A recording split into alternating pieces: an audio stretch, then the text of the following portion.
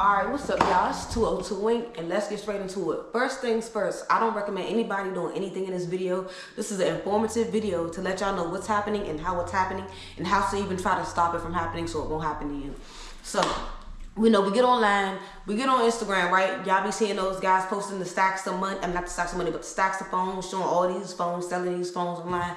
And y'all wonder, how are these scammers getting these phones? You know what I'm saying? How they getting these free phones? Well, let me tell you, it's two ways, and it's kind of like, it's 2 to 3 ways, but I'm gonna tell you the main two for one jump. So, this is what happens. They either find a young person who doesn't know much about credit, you know, they don't know much about credit, signing off for people, co-signing for people and all that. Everybody doesn't have people in the house to tell you, like, hey, don't ever co-sign for nobody, don't put nothing on your name, whatever, whatever. Everybody don't have those type of people around them. You know, so they just gotta live and learn, sad to say. So, pretty much this is what's happening. These scammers are finding young people that either, you know, don't know too much or don't have anybody around them to tell them to look out for certain things. So they're going to these young people who don't know much about credit. You're taking them to the stores or online, but you're taking them to the stores and you getting, usually, people say bad credit is better than no credit. No credit is better than bad credit. But if you go in there with like a little bit of credit, you can get like 5 to 7 lines. And I think you can even get them jumps unlocked. You go to the store. They go to the stores with the person who credit they about to use. You get the phones on a contract, unlocked or not. I don't know. People gonna make it work one way or another.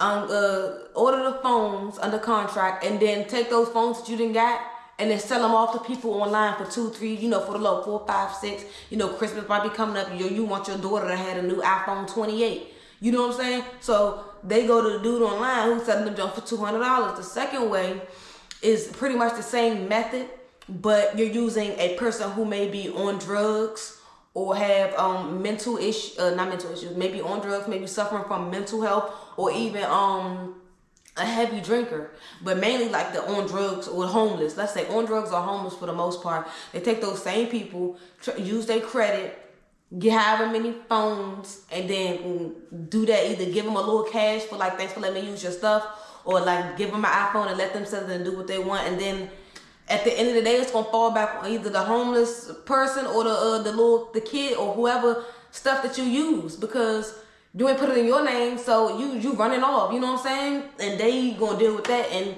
depending on how deep or far they into that life, that's just gonna be on their bad credit, whether they're gonna stay on drugs or for the kid, hopefully they go up, I'm saying kid, but it's not like kid, let's just say young person, like teen or young adult or whatever. They're gonna grow up and that's gonna have to be on their credit. You know what I'm saying? So they get it off or explain like this happened, that happened.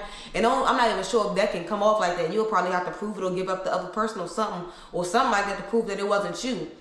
Granted, if you're underage, they should be able to know like, hey, that wasn't me for real, so whatever. That's why I always tell y'all, and if you haven't heard me say it, don't put nothing in your name for nobody, not even your family. I will give you a short story at the end of this. Like, not your family, not your friend or whoever, for if this person cannot do something on their own, that's a red flag. If you need a co-signer, we like almost 30. If you need a co-signer for a car, what happened to your last car? If they got repossessed, you wasn't paying. I'm not about to co-sign for that. You know what I'm saying? Or I'm not about to buy something and then give it to you for that. I got like almost 2 little different stories. You know what I'm saying?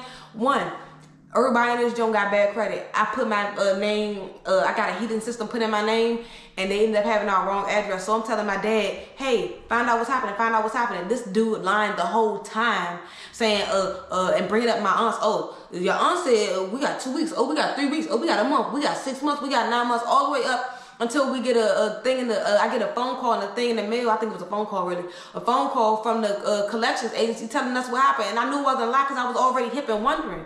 But guess what? I ended up asking my father, I'm like, why did you lie? Like, what did you get out of that? Why couldn't you just call and find out what was going on, that they had the wrong address the whole time? He's talking about he thought they forgot. Guess what? This isn't the 80s. They don't forget. Everything isn't on paper anymore. And the whole thing is like, what I never could understand is, it wasn't in your fucking name. So what did you get out of line and fucking up my credit and all that? It was never in your name. All you had to do was call the people and see why we ain't getting the thing to make the payments. And that was my dad. You know what I'm saying? So that's why I say it don't matter if it's family, friends, or whoever. Don't trust nobody when it comes to that. And that's the end of this video. Like, comment, subscribe, share. That's how they getting these iPhones. I'm gone.